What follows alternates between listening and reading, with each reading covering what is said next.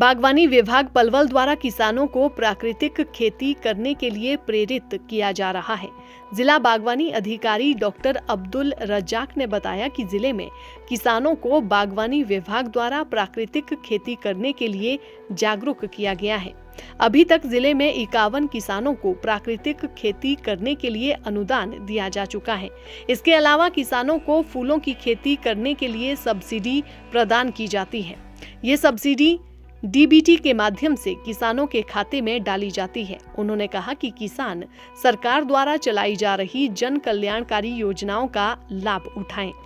यदि वो natural farming करता है इसमें फिर तो उसमें हम एलईडी ट्रैप और LED light trap, sticky trap और ये ल्यूर जो आते हैं तो इनके ऊपर 75% अनुदान राशि बागवानी विभाग द्वारा दी जा रही है। और अब तक हम जिला पलवल में नेचुरल फार्मिंग के तहत 51 किसानों को ये चीज़ हम दे चुके हैं। नेचुरल फार्मिंग का ऐसे तो बलई में लगा है, कुलेना में लग रहा है, इधर एक हरेंदर है एक लड़का गुजर समाज का, उसमें बड़ौली में वो भी लगा रहा है। इधर फिर ये मीतरौल में है एक लड़का सम्राट सिंह चौहान, उसने भी बड़े स्केल पे किया हुआ है। फिर एक आगे चल के धतीर में है। मतलब इन गाँवों में नेचुरल फार्मिंग की खेती कर रहे हैं लोग। बागवानी विभाग से यदि कोई बाग लगाए तो बाग के ऊपर 23,000 रुपये प्रति एकड़ का अनुदान राशि दी जा रही है। यदि कोई सब्जी लगाए ड्रिप के साथ, मल्चिंग के साथ या बांसबल्ली के साथ, अगर खाली सब्जी लगा रहा है ड्रिप के साथ या मल्चिंग के साथ तो हम 15,000 रुपये प्रति एकड़ सब्जी के ऊपर दे रहे हैं।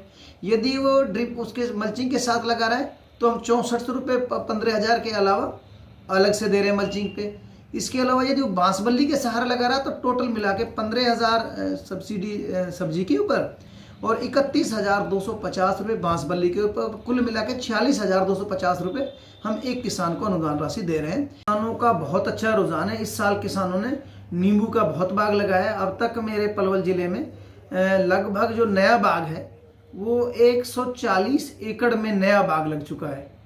और इसके ऊपर विभाग द्वारा बताया मैंने कि एक किसान 10 किले तक लगा सकता है, 10 किले तक अनुदान राशि ले सकता है। 1 किले पे 13,000 रुपये की अनुदान राशि किसान को डीबीटी के माध्यम से उसके खाते में दी जा रही है। मेंटेनेंस के लिए दिया जाता है। दूसरे साल जैसे पहले साल हमने 23,000 दिया है। यदि उसने धान छोड़ करके उस साल में गेहूँ वो लगाया, बाग लगाया, तो फिर हम उसको 30,000 रुपये देते हैं। दूसरे साल में 10,000 देते हैं मेंटेनेंस के लिए, उसके साथ फिर तीसरे साल में फिर 10,000 रुपये देते हैं। इस प्रकार यदि धान को छोड़ करके कोई आदमी बाग को लगा रहा है तो 3 साल में 50,000 रुपये प्रति एकड़, और बिना धान वाला खेत है जिसमें दूसरा हुआ है तो उसमें हम 43,000 रुपये प्रति एकड़ 3 साल में किसान को दे रहे हैं। प्राकृतिक खेती करने वाले किसान अतर सिंह शास्त्री ने बताया कि वे पिछले 4 सालों से प्राकृतिक खेती कर रहे हैं। उन्होंने 500 फलदार पौधे लगाए हुए हैं। उन्होंने बताया कि प्राकृतिक खेती के लिए जीवामृत तैयार किया जाता है। इसके अलावा उन्होंने कहा कि खेतों में पैदा होने वाली खरपतवार को खाद के रूप में प्रयोग करते हैं। उन्होंने कहा कि प्राकृतिक खेती स्वास्थ्य के लिए लाभदायक है। प्राकृतिक खेती करने से फसल की पैदावार में भी बढ़ोतरी हो रही है। मेरा नाम अतर सिंह शास्त्री है और मैं पिछले 4 साल से ये नेचुरल फार्मिंग से खेती कर रहा हूँ। इसमें मेरे पास लगभग 500 पौधे हैं, जिसमें 100 पौधे अमरूद है, 60-65 लगभग पौधे मेरे पास बेरी है, 50 पौधे चीकू है और किन्नू और मौसमी के भी 50 पौधे मेरे पास, और कुछ मेरे पास पौधे ये भी है, कटहल भी है और आम भी है। इस तरह से और वैरायटी भी है। और हमने कलौंजा भी लगाया हुआ है, लगभग 200 पौधे कलौंजा के हैं। इस तरह से लगभग 500 पौधे जिनकी खेती मैं नेचुरल फार्मिंग के तहत, प्राकृतिक खेती के तहत कर रहा हूँ। मेरे पास देसी गऊ है और उससे मैं जीवामृत तैयार करता हूँ खाद के रूप में। इसके साथ साथ जो खरपतवार जिसे कहते हैं वो मेरे लिए एक खाद का काम करता है। मैंने गड्ढा बनाया हुआ है और उस गड्ढे में मैं खरपतवार का जो भी घास या अवशेष होता है फसल का, वो उस खड्डे में डाल देता हूँ और वो बहुत जल्दी ही खाद के रूप में बदल जाता है। उसे भी पौधों में देता हूँ।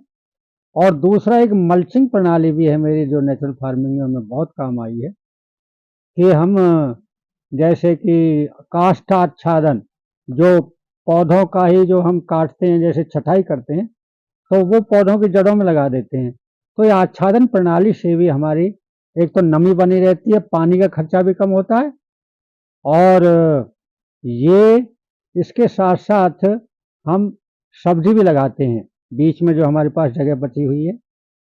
तो सब्जियों में हमने टमाटर लगाया हुआ है, मिर्चा लगाई हुई है, और बैंगन है हमारे पास। उसके साथ साथ टमाटर है, और गोभी भी लगाई हुई है। ऐसे हम जो है ना नेचुरल फार्मिंग के तहत ये सब्जी की खेती भी करते हैं, और इससे हमें ठीक गुजारा, जैसे कहते हैं भैया, मार्केटिंग भी ठीक हो रही है, और लोगों को शुद्ध हम ये प्रोडक्ट भेजते हैं और यहीं से ले जाते हैं, मेरे यहीं से आके, क्योंकि शुद्ध चीज़ अब मिलती कहाँ है। तो इस तरह से भाई सरकार की तरफ से जो अनुदान है मेरे मिला है, थोड़ा बहुत जैसे मिल जाता है, और ये सोलर पंप वगैरह जो है वो भी सरकार की तरफ से। तो अब खट्टर सरकार ने भी जो अच्छा काम किया है उसका भी धन्यवाद, और ऐसे ही हमारे जैसे किसानों को प्रोत्साहित करते रहें, तो ये सरकार के लिए एक और अच्छी बात होगी।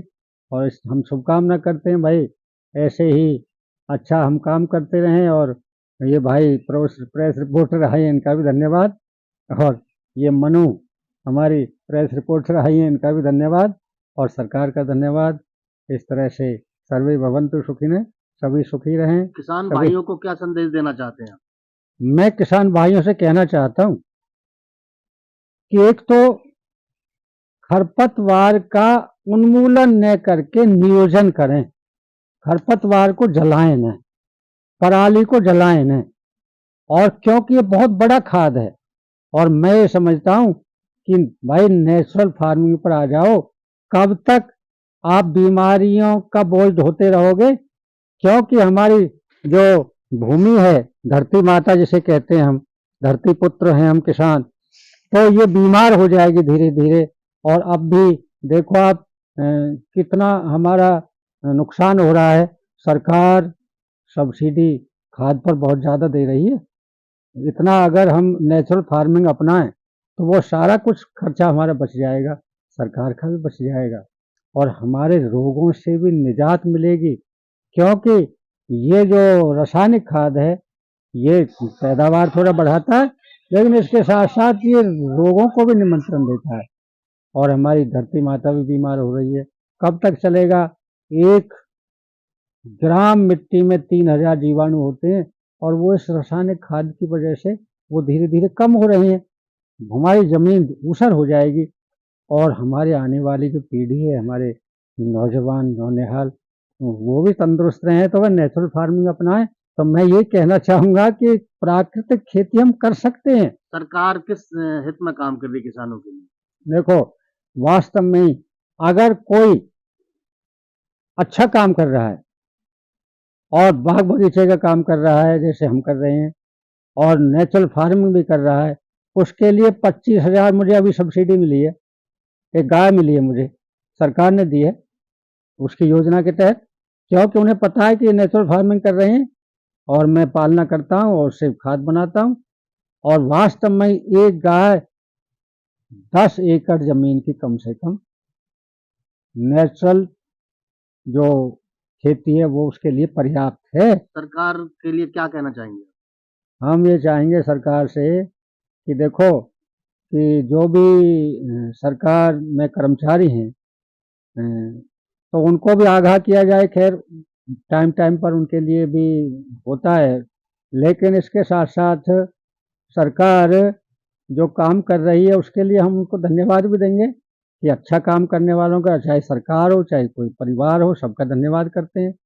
और ये भी चाहेंगे कि उनका जो रुझान है, जो आगे बढ़ रहा है जिस तरह से अच्छा काम करने का, तो वो और आगे बढ़े और अच्छा करें, इससे बेहतर करें। आज से कल बेहतर हो, ये हम सरकार से भी उम्मीद करेंगे। दैनिक सवेरा के लिए पलवल से गुरुदत्त गर्ग की रिपोर्ट।